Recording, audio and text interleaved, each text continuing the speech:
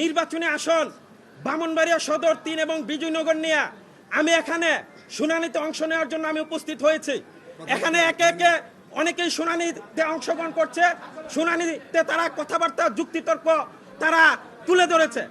আমি যখন শুনানিতে আমি কথা বলতে যাব ওই মুহূর্তে রুমিন ফারহানা ওখানে গিয়ে আমাকে ধাক্কা মেরে ফেলে দেয় এবং তার কয়েকটা গুন্ডা বাহিনী নিয়ে আমাকে টেনে হিসড়ে পায়ের নিচে তারা ফুটবলের মতন আমাকে লাঠিপিটা করে এবং এখানে নির্বাচন কমিশনার প্রধান নির্বাচন কমিশনার উপস্থিত ছিল।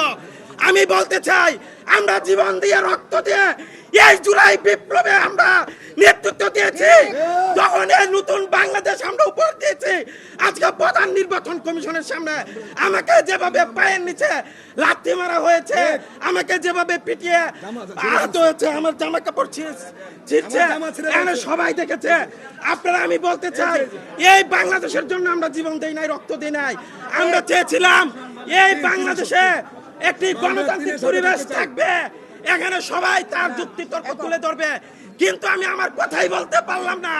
প্রধান নির্বাচন কমিশনের সামনে যদি এই নির্বাচন ভবনের সামনে যদি নির্বাচন কমিশনের সামনে এত বড় একটি ন্যাক্কারজনক ঘটনা ঘটতে পারে, বাংলাদেশের 56,000 বর্গ মাইলে কোথায় আমাদের নিরাপত্তা নাই?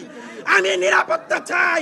10টি ইউনিয়ন থেকে 3টি ইউনিয়ন আশুগঞ্জ, সরাইল, ব্রাহ্মণবাড়িয়া 2 আসনের সাথে নিয়ে একটা খসড়া করা হয়েছে, সীমানা নির্ধারণ করা হয়েছে।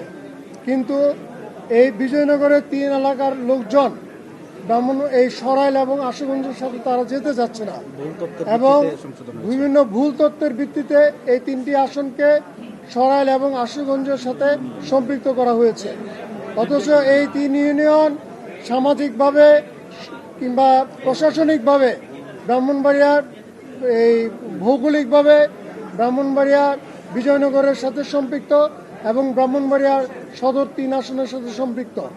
আমরা এই 3টি ইউনিয়নকে ব্রাহ্মণবাড়িয়ার সদর 3 আসনের সাথে রাখার জন্য আমরা আবেদন জানিয়েছি এবং এই অত্র এলাকার লোকজনও চায় না যে এই 3টি ইউনিয়ন তারা সরাইল এবং আশুগঞ্জের সাথে সম্পৃক্ত হোক। এই বিষয়ে আমাদের মহামান্য কমিশন শুনানি নিয়েছেন, কিছু হট্টগোল হয়েছে এবং যেখানে অনেকগুলা এই আমাদের বিবাদী পক্ষ তারা অনেকগুলা ভুল তথ্য উপস্থাপন করেছেন যেগুলো কোনো যৌক্তিক না।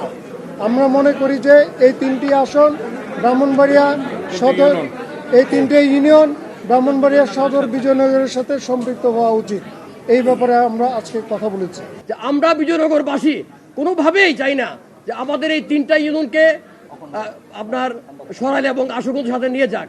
আপনারা জানেন, আপনারা এটাও জানেন যে এই যে ব্রাহ্মণবাড়িয়ার ম্যাপটা যে যদি দেখেন আপনারা দেখবেন যে আমাদের বিজয়নগরটা হচ্ছে সীমান্ত ঘেঁষা একটা উপজেলা। এই যে 3টা ইউনিয়ন একবারে সীমান্ত ঘেঁষা। আজকে আশুগঞ্জ কোথায়? আশুগঞ্জ ব্রাহ্মণবাড়িয়ার আরেক প্রান্তে, কিশোরগঞ্জের কাছে।